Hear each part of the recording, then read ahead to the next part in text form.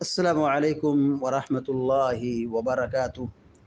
الحمد لله رب العالمين والعاقبة للمتقين، والصلاة والسلام على أشرف الأنبياء والمرسلين نبينا محمد وعلى آله وصحبه أجمعين ومن تبعهم بإحسان إلى يوم الدين. أما بعد، فقال الله عز وجل: أعوذ بالله من الشيطان الرجيم.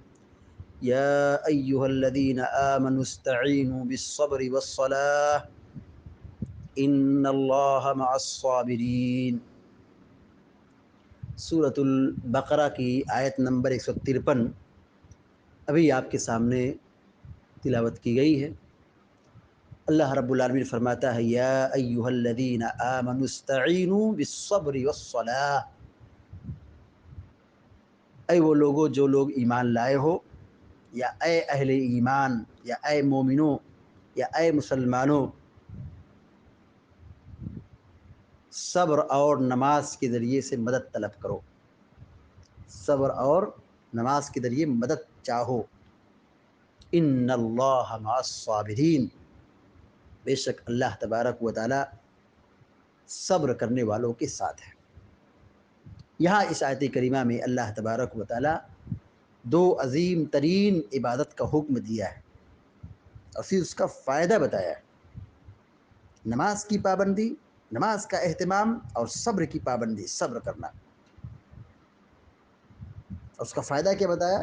کہ اس سے مدد ملے گی، اس سے اللہ کی مدد نازل ہوگی، اللہ کی مدد حاصل ہوگی، اور اللہ تبارک و تعالیٰ صبر کرنے والوں کے ساتھ ہے، معیت خاصہ حاصل ہوتی۔ اللہ تعالیٰ صبر کرنے والوں کے ساتھ ہے، کیا مطلب ہے؟ اللہ کی نصرت، اللہ کی مدد، اللہ کی تائید، اللہ کی نصرت صبر کرنے والوں کے ساتھ ہے۔ قرآن کریم میں بہت ساری آیات ہیں جہاں اللہ رب العالمین نے اہل ایمان کو خطاب کیا ہے۔ یہ سورۃ البقرہ میں دوسری آیت ہے، یا ایھا الذین آمنوا، جہاں اللہ تعالیٰ نے اہل ایمان کو خطاب کیا ہے۔ ہمارے اسلاف کہتے تھے، عبداللہ بن مسعود رضی اللہ تعالیٰ عنہ، کہ قرآن میں اللہ نے جہاں یا ایھا الذین آمنوا کہا ہے، اہل ایمان کے کان کھڑے ہو جانا چاہیے۔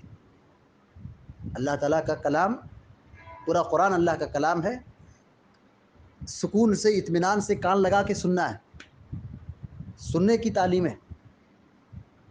لیکن جہاں اللہ رب العالمین نے یا ایھا الذین آمنوا کہا، یہ خاص آیت ہے، یہ اہل ایمان سے خطاب ہے۔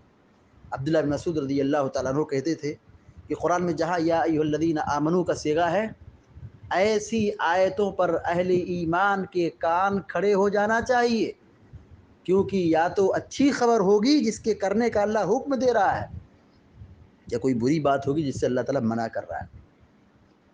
تو یہاں اللہ رب العالمین نے صبر اور نماز سے مدد طلب کرنے کا حکم دیا ہے، یعنی ہم نماز پڑھیں، صبر کریں، دین پر قائم رہیں، استقامت اختیار کریں، نماز کی پابندی کریں، صبر کریں، اللہ کی مدد حاصل ہوگی، اللہ رب العالمین کی مدد حاصل ہوگی۔ صبر کسے کہتے ہیں؟ علماء نے اس کی 3 قسمیں بیان کی ہیں۔ صبر کی 3 قسمیں۔ نمبر 1، نیکی پر صبر کرنا، نیکی پر، عبادت پر صبر کرنا، جسے نماز پڑھنا ہے، تلاوت کرنا ہے، ذکر کرنا ہے، روزہ رکھنا ہے، حج کرنا ہے، عمرہ کرنا ہے، اس میں جو مشقت ہو، تکلیف ہو، برداشت کرنا ہے، یہ ہے نیکی پر صبر۔ دوسری قسم ہے برائی پر صبر کرنا۔ اللہ نے کہا زنا مت کرو، شراب مت پیو، نگاہ نیچی رکھو، شرمگاہ کی حفاظت کرو، بدکاری مت کرو، تو جو گناہ ہے اس کو چھوڑ دیں اور صبر کریں، گناہوں کا چھوڑنا، یہ صبر کی دوسری قسم ہے۔ اللہ کے خوف اور اللہ کے ڈر کی وجہ سے اللہ کی خاطر گناہوں کا چھوڑ دینا، یہ اصل تقویٰ ہے، یہی اصل تقویٰ ہے کہ آدمی اللہ کا خوف کھائے اور گناہ کو چھوڑ دے۔ تو یہ صبر کی دوسری قسم ہے۔ اور صبر کی تیسری قسم ہے کہ اللہ رب العالمین کی قضا و قدر پر صبر کرے، اللہ کا جو فیصلہ ہو اس کو منظور کرے، تسلیم کرے۔ آدمی بیمار ہو، پریشان حال ہو، غربت کا مارا ہو، جس بھی کنڈیشن اللہ نے رکھا ہو، بندہ صبر کرے، مصیبت پر صبر، تیسری قسم مصیبت پر صبر، اللہ کی قضا و قدر پر صبر۔ اللہ رب العالمین نے صبر کرنے والوں کا انجام کیا بتایا ہے، مقام کیا بتلایا ہے؟ انما یوفی الصابرون اجرهم بغیر حساب، کہ اللہ تعالیٰ قیامت کے دن صبر کرنے والوں کو بلا حساب اجر دے گا۔ بڑا اعلیٰ مقام ہے، بڑا اونچا درجہ ہے، جنت میں اعلیٰ مقام ہے صبر کرنے والوں کا۔ اور دنیا کے اندر اللہ تعالیٰ یہ فرما رہا ہے اہل ایمان کے لیے اور صبر کرنے والوں کے لیے، ان اللہ مع الصابرین، کہا صبر کرنے والوں کے ساتھ اللہ تعالیٰ ہے، ان اللہ تعالیٰ کی مدد، اس کی نصرت، اس کی تائید شامل حال ہے۔ دوسری تعلیم ہے نماز کی پابندی۔ یا ایھا الذین آمنوا استعینوا بالصبر والصلاۃ، صبر اور نماز کے ذریعے سے مدد طلب کرو، یعنی نماز کی پابندی کرو، صبر کرو۔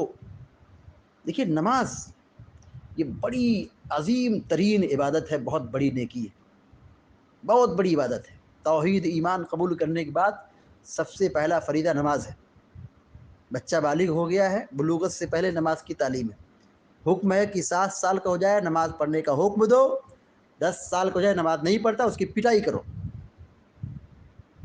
پہلا حکم ہے۔ نماز کی پابندی بہت ضروری ہے، نماز کا چھوڑنا بہت بڑا گناہ ہے، نماز کا چھوڑنا کفر ہے۔ علامہ ابن تیمیہ اور دیگر اہل علم نے بڑی صراحت کے ساتھ یہ حکم دیا ہے کہ نماز کا چھوڑنا بہت بڑا گناہ ہے۔ علامہ ابن تیمیہ رحمہ اللہ اپنی کتاب میں لکھتے ہیں کہ نماز کا چھوڑنا کتنا سنگین جرم ہے۔ کہا یہ قتل سے بڑھ کر، چوری سے بڑھ کر، زناکاری سے بڑھ کر، شراب پینے سے بڑھ کر یہ نماز کا چھوڑنا سنگین گناہ ہے۔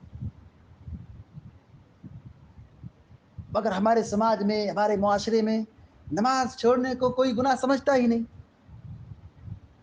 نماز چھوڑنے کو گناہ سمجھتا ہی نہیں۔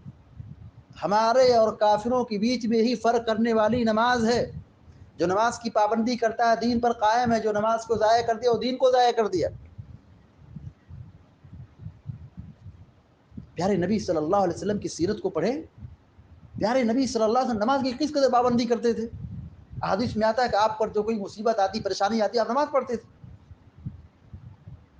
قیامت کے دن سب سے پہلا حساب، پہلا سوال نماز کے بارے میں ہوگا، اور ہم مسلمان اس معاملے میں سب سے پیچھے۔ قیامت کے دن پہلا حساب، پہلا سوال اسی نماز کے بارے میں ہوگا، اور مسلمان بے خبر ہے، سو رہا ہے، کسی کو کوئی پرواہ نہیں۔ قیامت کے دن یاد رہے سب سے پہلا سوال نماز کے بارے میں ہوگا۔ جس کی نماز مکمل، اس کے لیے آخرت میں آسانی ہے، جنت ہے۔ جس کی نماز میں کمزوری پائی گئی، نماز میں کمزور رہا، نماز میں پیچھے رہا، نماز کی پابندی نہیں کیا، تباہی اور بربادی ہے۔ اور اللہ کے نبی صلی اللہ علیہ وسلم یہاں تک فرماتے ہیں کہ بے نمازی کا انجام جہنم میں قارون کے ساتھ، فرعون کے ساتھ، بڑے بڑے سرداران کافروں کے، مشرکوں کے اماموں کے ساتھ ہوگا۔ اللہ رب العالمین نے صبر اور نماز کی تعلیم دی ہے، جو ان دو چیزوں پر قائم رہے گا دنیا و آخرت میں کامیاب ہوگا۔ دیکھیے انسان کی زندگی دو حالت میں ہوتی ہے، یا تو آدمی خوشحالی میں ہوتا ہے، یا تو آدمی پریشانی سے دوچار ہوتا ہے۔ خوشحال ہو تو شکر ادا کرنا ہے، اور نعمت نہیں ہے، پریشانی ہے، مصیبت ہے، دکھ ہے، درد ہے، بیماری ہے، صبر کرنا ہے۔ اللہ رب العالمین اس سے پہلے کی آیت میں شکر کی تعلیم دی ہے، اور یہاں اس کے بعد کی آیت میں صبر کی تعلیم دی ہے۔ مطلب نعمت ہو تو شکر ادا کریں، اور نعمت نہیں ہے، پریشانی ہے، بیماری ہے، مصیبت ہے، تو صبر کریں۔ ہمارے اسلاف کہتے تھے، یونس بن عبید رحمہ اللہ، جس کو امام ذہبی رحمہ اللہ نے اپنی کتاب سیر اعلام النبلاء کے اندر نوٹ کیا ہے، ان کے قول کو کہا، خصلتان اذا صلحتا من العبد صلح ما سواہما صلاته ولسانه۔ کہا بندے کا اگر دو چیزیں، بندے کی دو چیز اگر درست ہو گئی، بقیہ ساری چیزیں درست ہوں گی۔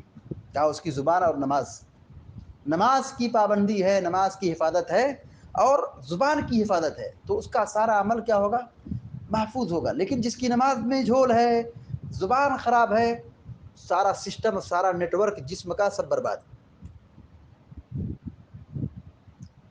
اس آیت میں اللہ رب العالمین نے نماز اور صبر کے ذریعے سے مدد طلب کرنے کا حکم دیا ہے۔ آیت کا مفہوم بالکل واضح ہے، نماز پڑھو، صبر کرو، مدد طلب کرو، اس سے مدد حاصل ہوتی ہے، نماز پڑھنے سے مدد حاصل ہوتی ہے۔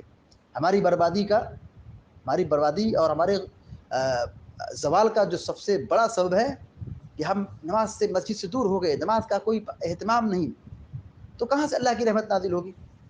اس آیت سے بدعتیوں نے، اہل بدعت نے یہ استدلال کر لیا ہے، کہا کہ دیکھیے اللہ تعالیٰ کہہ رہا ہے صبر اور نماز کے ذریعے سے مدد طلب کرو، صبر اور نماز کے ذریعے مدد طلب کرو، تو اللہ کے ولیوں سے مدد طلب کیوں نہیں کر سکتے ہیں؟ مردوں سے مدد کیوں نہیں مانگ سکتے ہیں؟ شرک کو ثابت کر دیا، کہا کہ جب نماز اور صبر سے مدد مل سکتی ہے تو مردوں سے مدد کیوں نہیں لے سکتے؟ یہ اہل بدعت کا استدلال ہے، یہ اہل بدعت کا استدلال ہے۔ اس کا جواب یہ ہے کہ صبر اور نماز سے مدد ملتی ہے، یہ اللہ تعالیٰ کا حکم ہے، لیکن مردوں سے مانگنے کا کہیں حکم ہے؟ قرآن میں، حدیث میں ہے؟ اللہ کے رسول نے کہا ہے نہیں، مردوں سے مانگنا شرک ہے، غیر اللہ سے مدد طلب کرنا یہ کیا ہے؟ شرک ہے۔ ہم یہ نہیں کہتے نماز صبر مدد کر، نماز مدد کر، ہم پکارتے رہے اس کو۔